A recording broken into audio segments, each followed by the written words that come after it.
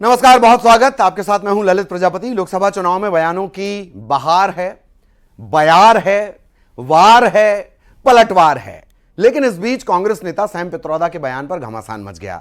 दरअसल सैम पित्रोदा ने विरासत टैक्स की वकालत कर दी। इसके बाद से बीजेपी कांग्रेस पर हमलावर है। खुद पीएम मोदी ने सैम के बयान पर बड़ा हमला बोला।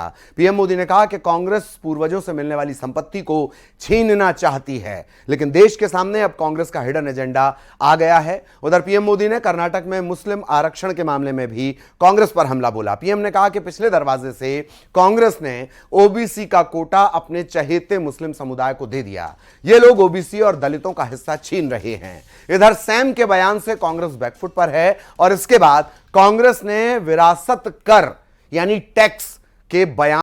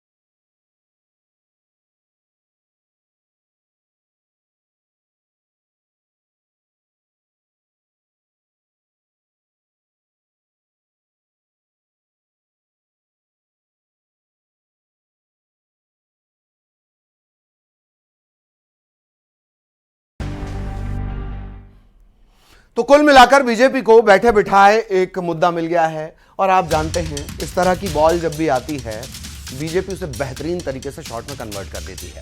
मुद्दा भी ऐसा है जो बीजेपी को सत्ता के शिखर तक पहुंचाने में ऐसा लगता है कि मददगार साबित हो सकता है।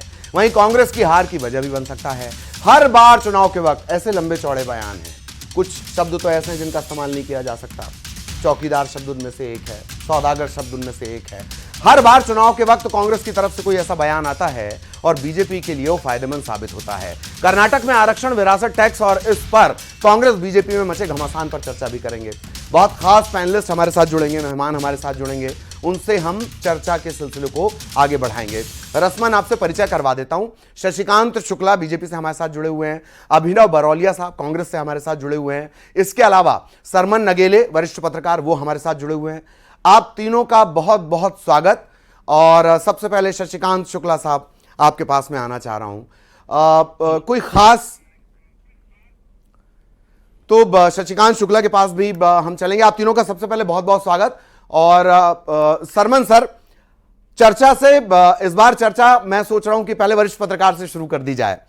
बहुत मुश्किल से बेरोजगारी, पलायन, इंडस्ट्रियलाइजेशन और ऐसे तमाम मुद्दे हैं, रेलवे, अब ये हवा हैं। बातें मजहब की आ गई, मंदिर की आ रही हैं, मस्जिद की आ रही हैं, मंगलसूत्र तक की आ रही हैं, मुद्दों की नहीं आ रही हैं। सरमन सर, बहुत शॉर्ट कमेंट।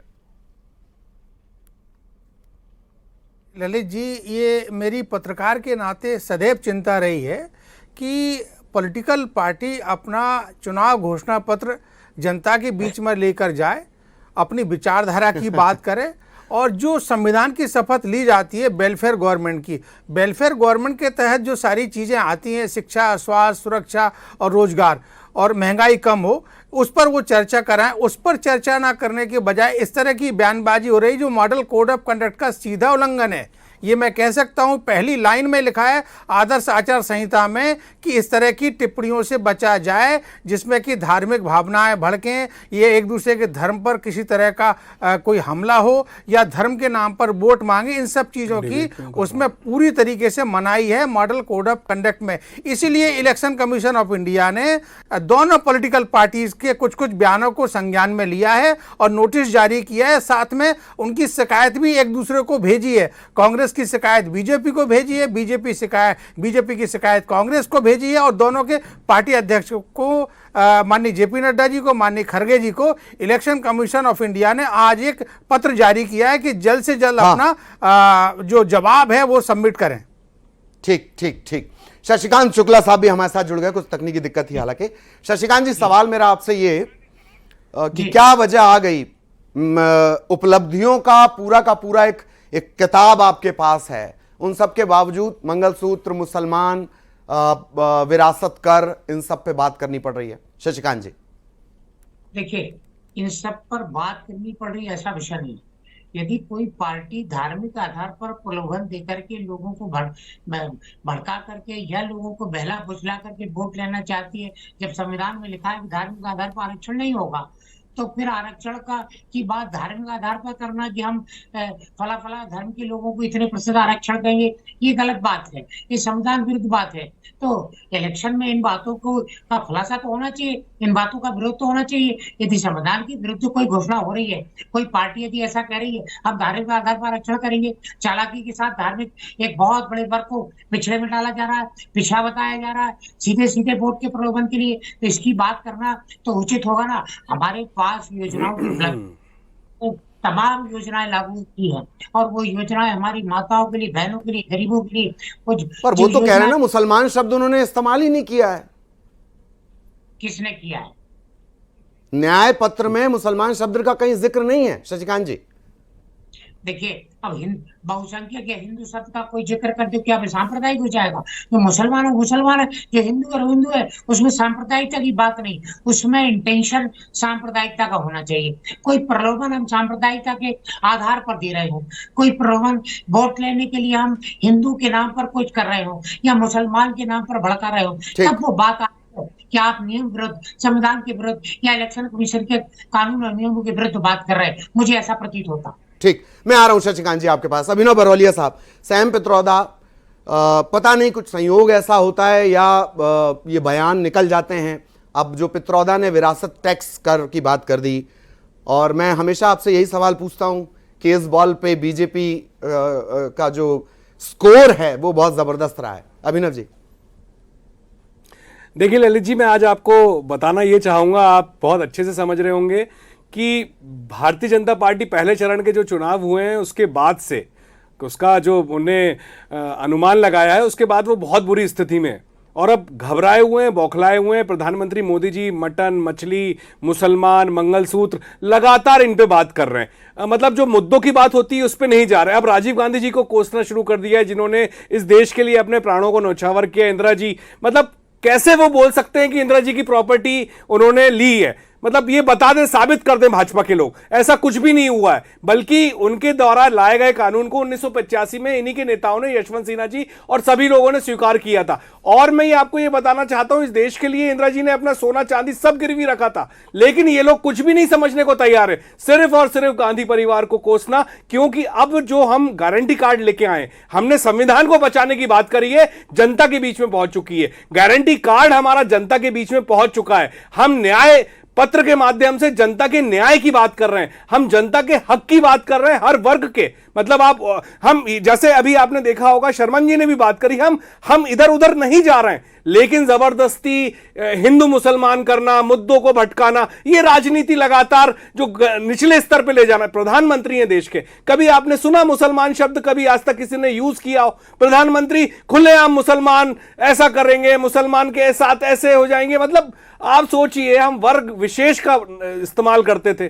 तो ये साफ साफ दर्शा रहा है कि अपनी निश्चित हार सामने दिख रही है। आगे भी जो होने वाला है उससे भी घबराए हुए हैं। शब्दावली देखिए कितने निचले स्तर पे जा चुकी है। मैं आऊंगा आपके पास, दिख रहा है सर। हम शशिकांत शुक्ला साहब जवाब, मैं आ रहा हूं अभिनव जी आपके पास। शशिकांत जी प्लीज। देखिए, ऐसा है व्यक्ति जिंदगी भर को भारतीय समाज में जिंदगी भर की प्रॉपर्टी आदमी मेहनत करके बच्चों के लिए कमाता है। एक परंपरा रही है कि अपनी पीढ़ी को स्थायी चले अचल अरे संपत्ति किसने सौंपने बोला का। है ये सब? सर एक बार क्लियर करिए, कहाँ क्या हुआ है, किसमें लिखा है ये? किसने बोल बीच दिया में- प्रॉपर्टी ऐसा हो जाएगा? किसी सैम ने पित्रोदा के बोला बयान को लेकर अमेरिका बात के कही जा बयान रही को है। लेकर कि वहां ऐसा होता है। हमारे न्याय पत्र में है क्या? हमारे न्याय पत्र में मुसलमान शब्द तक नहीं है, ना मुस्लिम है, कुछ भी नहीं है हमारे चलिए आप न्याय सुन पत्र लेते में। हैं। नहीं नहीं अभिनव जी को लेके वो कुछ नहीं है। खामोशी से बैठे थे शशिकांत जी, उनको सुनना होगा प्लीज। Shashikant ji please. बताइए मत बिल्कुल भी।